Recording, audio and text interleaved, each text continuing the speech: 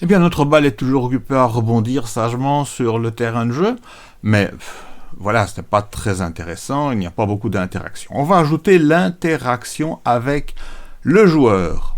Le joueur qui va manipuler donc une palette, un paddle, dit-on dans le domaine des jeux, va donc manipuler un paddle que nous allons maintenant introduire dans la liste des lutins. Allez, on y va. On va chercher le paddle qui est disponible dans la liste des lutins. Voilà.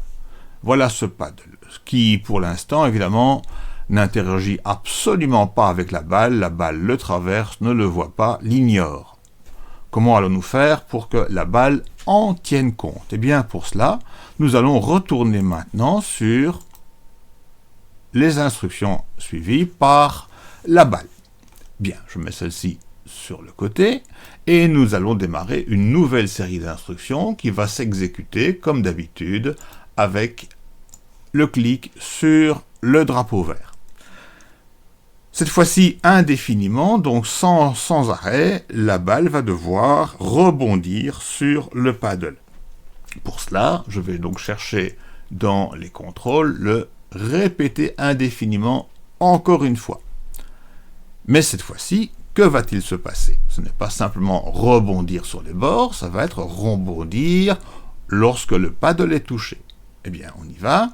Donc, rebondir lorsque le paddle est touché, ça veut dire qu'il y a une alternative. Si quelque chose s'est passé, alors on fait une certaine action. Quelle action? Eh bien, je vais aller chercher ça dans les capteurs. Pardon, quel événement s'est déroulé. Donc, si la balle touche le paddle,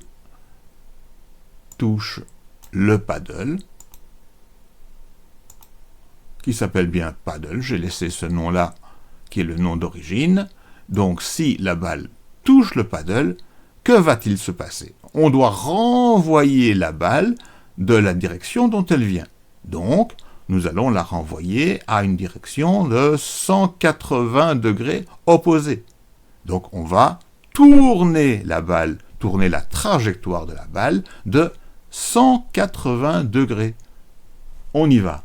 Donc, on va dans les mouvements et on fait une rotation. À gauche ou à droite, ça n'a pas d'importance puisque c'est quand même un demi-tour, donc 180 degrés. Et je vais mettre cela dans le bloc exécuté si l'alternative, si la condition est réunie. Et donc ce bloc-ci vient dans un répéter indéfiniment. Voilà. Bien, je peux maintenant tester cette nouvelle variante du jeu. On y va. Ah, évidemment, la balle est partie à 45 degrés par rapport à la direction qu'elle suivait. Donc, peut-être initialiser la rotation, donc faire tourner la balle au départ vers 90 degrés, et puis tourner de 45. Je vous demande de réfléchir à la raison pour laquelle la balle s'est mise à avancer latéralement lorsque j'ai relancé le jeu. Eh bien, on y va maintenant dans cette nouvelle version. Ah, voilà. Et on a vu que la balle a rebondi sur le paddle. Et voilà. Alors, ceci n'est toujours pas très passionnant parce que je n'interviens pas, je ne peux absolument rien faire ni sur la balle ni sur le paddle, mais cela, ce sera pour la prochaine vidéo. À bientôt!